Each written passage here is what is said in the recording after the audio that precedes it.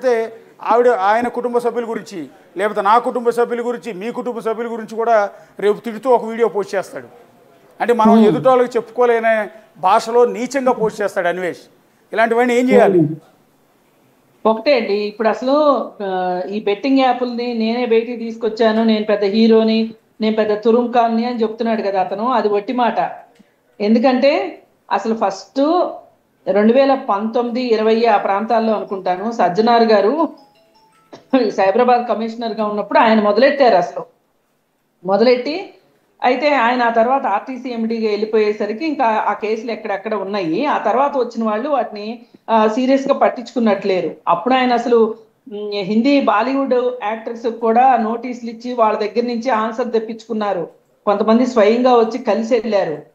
ఇది అసలు betting apps దీనికి సంబంధించిన నేపథ్యం ఇది. ఆ తర్వాత ఇప్పుడు మన ప్యానెల్లోనే మాట్లాడబోతున్న యువ సామ్రాట్ 7-8 నెలల క్రితం హర్ష సాయి మీద బయటికి తీసుకొచ్చారు.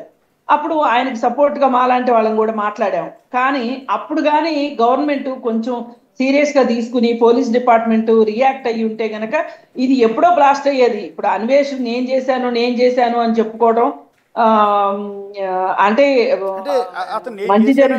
నేను చేశానని చెప్పుకోమనంటే తప్పేం లేదు, క్రెడిట్ తీసుకోమనంటే తప్పేం లేదు. కానీ ఎదుటోళ్ళ తల్లుల గురించి, ఆడవాళ్ళ గురించి, తల్లుల గురించి, భార్యల గురించి వల్గర్ లాంగ్వేజ్ మాట్లాడటం అనేది ఎలా చూస్తారండి? అట్లా కాదు. అసలు ఇప్పుడు ఈయన కూడా బెట్టింగ్ యాప్ ప్రమోషన్ చేశాడంట. ఒకప్పుడు మాకేమొస్తాయి, కొంచెం చిల్లర వస్తుంది అని చెప్పి ఒక వీడియో రిలీజ్ అయింది. ఇప్పుడు ఈయన ఒకప్పుడు ఇచ్చిన వాడే. కాకపోతే ఆయన బాధ ఏంటి అంటే ఇప్పుడు ఈ భయ్యా సన్నీ యాదవ్ అనే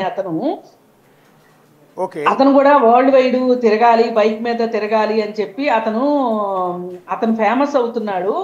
నేను కొంచెం వెనకబడిపోతాను అనే ఉద్దేశంతో రైవల్రీ తోటి అతని మీద కోపంతో ఈ మొత్తాన్ని సజ్జనార్ దృష్టికి తీసుకొచ్చాడు అనేది క్లియర్ కట్ గా మనకు తెలుస్తుంది. ఇప్పుడు అతని మీద కక్ష కట్టినట్టు అతని తల్లిని నాకు బెట్టింగ్ యాప్స్ ప్రమోషన్ లో డబ్బులు వస్తున్నాయి కాబట్టి నేను చేస్తాను అని అతను అనగానే ఇమీడియట్ గా ఇతను రియాక్ట్ అయిపోయి అలా అయితే అసలు ఇదెందుకు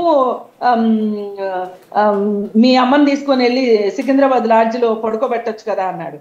అసలు నేను ఒకటే అడుగుతున్నానండి, ఇమ్రాన్ తల్లి గురించి మాట్లాడడానికి కానీ ఇతని తల్లి గురించి కానీ మాట్లాడడానికి అసలు ఈ నా అన్వేషు ఆయనకి నోబెల్ ప్రైజ్ వస్తే కూడా ఆయనకి ఆడవాళ్ళ గురించి ఈ విధంగా నీచంగా మాట్లాడే హక్కు లేదండి.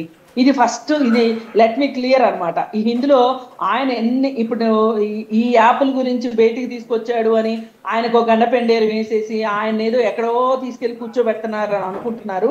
కానే కాదు, ఆయన కూడా బెట్టింగ్ యాప్లు చేశాడు. అది కాకుండా ఈ విధంగా మాట్లాడే విషయాన్ని మట్టుకు అతని ప్రతి వీడియోలోనూ బూతులు ఉంటాయి. ఆ బూతులు వినేవాళ్ళు కూడా ఎందుకు వింటున్నారు అని ఆలోచించాలి మనం. ఇప్పుడు ఎందుకండి కృష్ణకుమార్ గారు మీరు ఒక తల్లి, మీరు ఒక మహిళ, మీ ముందు ఆ వీడియో ప్లే చేయాలంటే సిగ్గేస్తోంది. అందుకని ఆ వీడియో కూడా ప్లే చేయట్లేదు. కొద్దిసేపటికి ఒక వీడియో పోస్ట్ చేశాడు. ఆ వీడియో అయితే అత్యంత దారుణం అండి. అది ఎంత దారుణం అంటే ఇదిగో ఇప్పుడే కొద్దిసేపటి క్రితం ఏదో బ్లాస్టింగ్ న్యూస్ ఇవ్వబోతున్నాను నేను టాలీవుడ్ ఇండస్ట్రీకి సంబంధించి అంటూ ఒకటి క్రియేట్ చేసుకున్నాడు. ఆ వీడియో పోస్ట్ చేశాడు. ఆడియో ప్లే చేయట్లేదు మేము. అది వినగానే నిజంగా చెవుల్లోంచి రక్తం వచ్చింది మాకే. అంత దారుణమైన భాష, అంత చండాలం కాదండి. అతను ఒక పర్వర్టెడ్ ఫెలో. Perverted fellow. మానసిక సమస్య ఉందేమో అనిపిస్తుంది. ఎందుకంటే ఈ డబ్బును చూసిన తర్వాత, ఈ ఫాలోయింగ్ చూసిన తర్వాత ఒక రకమైన పిచ్చ ఏమన్నా పెరిగిపోయిందేమో, మెంటల్ కండిషన్ దెబ్బతిందేమోనని. నేను ఒక డెమీ గార్డెన్ అనుకుంటున్నాడండి అతను. ఆ ఉద్దేశంలో నేనేం మాట్లాడినా కరెక్ట్ అవుతుంది, నన్ను వ్యతిరేకించే వాళ్ళు లేరు, ఇప్పుడు నన్ను అందరూ బెట్టింగ్ యాప్స్ బయట పెట్టాను అని నన్ను దేవుళ్లాగా కొలుస్తున్నారు అని చెప్పి అనుకుంటున్నాడు. ఇవన్నీ ఒట్టి మాటలండి. అసలు అతను బయటికి తీసుకురాలేదు. అతను ఆ మంచిని అంటగట్టుకోవద్దు.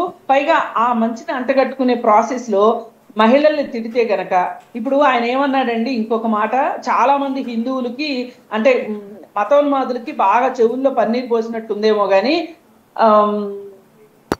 అతను పాకిస్తాను అని ఇమ్రాన్ అంటాడండి. అతను అసలు ఇతను ఎవరండి అంటానికి? వాళ్ళు తరతరాలుగా ఒక నిమిషం కృష్ణకుమార్ గారు, రవి గారి దగ్గరికి వెళ్తాం. యువ సామ్రాట్ రవి గారి దగ్గరికి.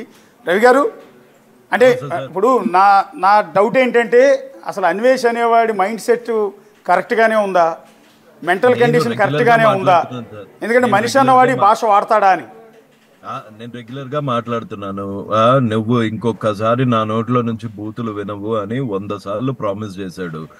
నేను అన్నాను, ఇప్పుడు నువ్వే కాదు, గతంలో నీకన్నా డబల్ స్పీడ్ లో ఇమ్రాన్ మీద నేను అలిగేషన్స్ వేసాను, నా మీద ఇమ్రాన్ అలిగేషన్స్ వేసాడు. మేము ఇద్దరం ఛానల్లో కూర్చున్నాము, బెట్టింగ్ దాని గురించి డిస్కస్ చేసాము, మాట్లాడాము. కానీ ఈ లాంగ్వేజ్ నేను ఎప్పుడు ఇమ్రాన్ గురించి యూజ్ చేయలేదు. ఇమ్రాన్ ఎప్పుడు నా మీద ఇట్లాంటి లాంగ్వేజ్ యూజ్ చేయలేదు. హర్ష సాయితో ఫైట్ చేసాము, ఇంకా చాలా మందితో చేసాము, గీతూ రాయల్ తో చేసాము, మన నల్లమోతుల దీప్తి నల్లమోతుల గారి మీద వాడాము, ఈషా గారి మీద వీడియోస్ చేసాము. అసలు ఎప్పుడు ఎక్కడ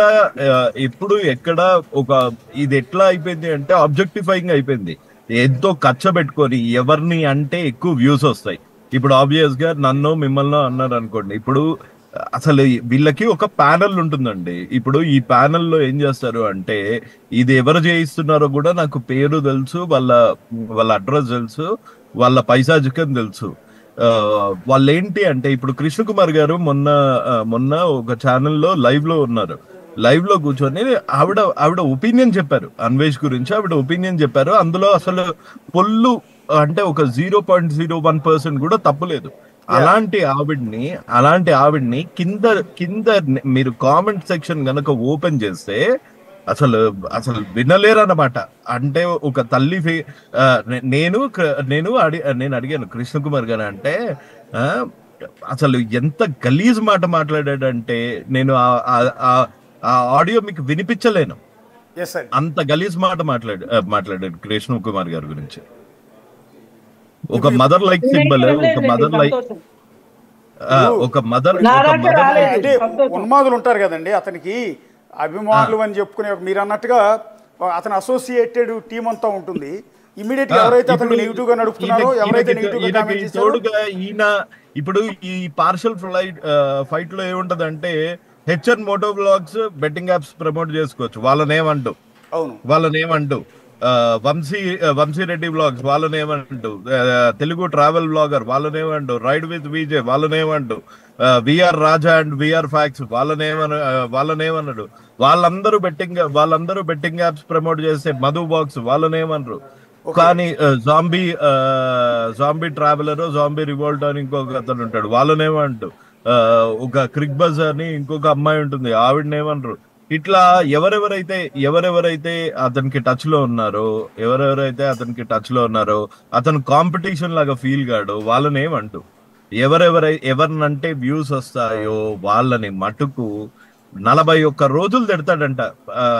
నేను అన్నాను, బ్రదర్ నువ్వు ఒకసారి చూసుకో, లాస్ట్ ఇయర్ నువ్వు భయ్యా సన్నీ యాదవ్ ని బెట్టింగ్ వంక పెట్టుకొని తిట్టావు, అంతేగాని అసలు భయ్యా సన్నీ యాదవ్ నువ్వు ఈ అప్లికేషన్ చేస్తున్నావు, దీనివల్ల